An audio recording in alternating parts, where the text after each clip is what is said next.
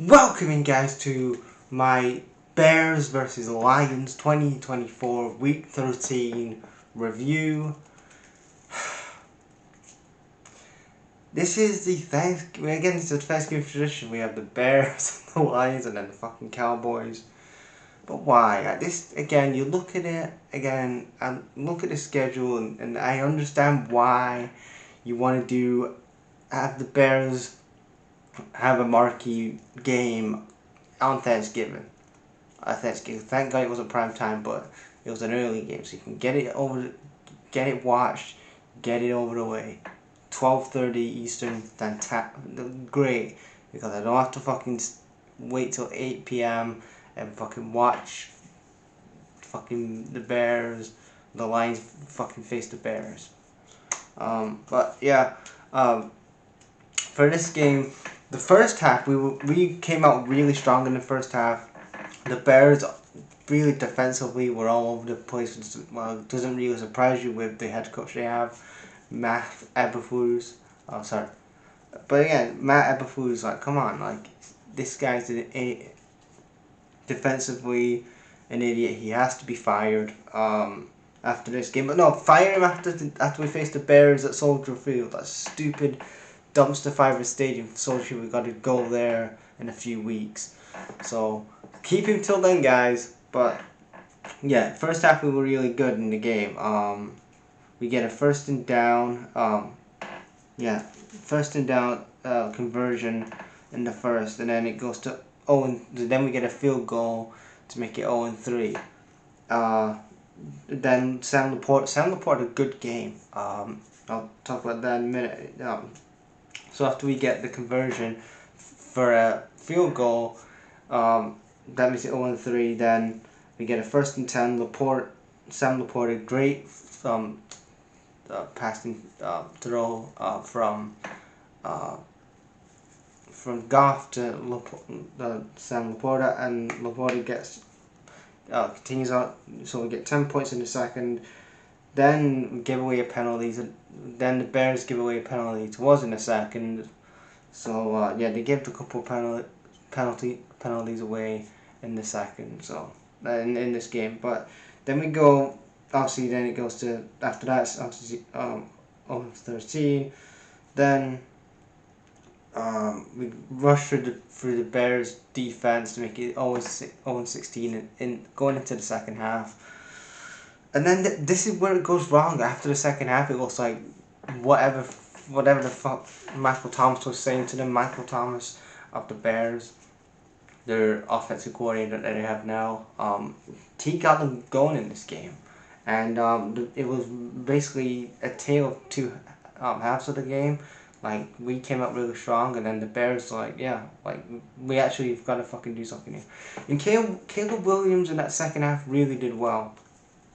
He really showed that, there is something in this kid, that he's just in a bad situation because he's surrounded by people on the offensive line that, especially with the Bears, like when I've seen them this season, is the thing is that the offensive line stinks and they're not protecting Caleb Williams. And that is the reason that if you're a Bears fan, you're going to think that has to be addressed in the draft. You have to get a new offensive line, some in the draft, some in the free agency, that has to be addressed. The offensive line has to be addressed. And that defense has to be addressed. Montez Sweat. Anyway, Keenan Allen, he was a real big threat for us in that defense. He was a big, Keenan Allen was a big threat on their offensive side of the ball for us. On that defense, because Keenan got the Bears back into this game with a 6. He made it 6-16, and then obviously with a field goal, make it 7-16. And then you had the Bears. Sam Laporte. Laporte gets us back in the game. It's like 13. It's 23-13 because Keenan Allen comes back again and then gets another touchdown. That'll see his second touchdown of the game. Keenan Allen got 2 touchdowns in this game, so he had a pretty good game, I think, in my opinion, out of the offensive line. Then you had Sam Laporta had a really good game as well. So he had a good game, 2 touchdowns for him. And then you're at the end here. end of the game here, in the fourth, you have Caleb Williams. He finds DJ Moore. DJ Moore he didn't do shit most of this game apart from the fourth quarter. He came alive. Then he made it 19 to 23, and then obviously with a conversion field goal to make it 20 to 23. And then you look at you look at Matt Eberflus, like last few minutes of the game. I think we both had 2 timeouts at that point. Eberflus is like, yeah, instead of going for it and go for a touchdown to win the game, or win, you could like get a touchdown, and then tie the game, go into overtime, whatever.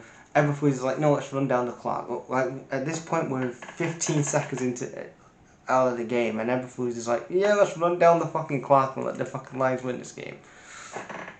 Again, this is Eberflus fucking stinks as a head coach, and whoever gets him after the Bears fucking can him, probably tomorrow.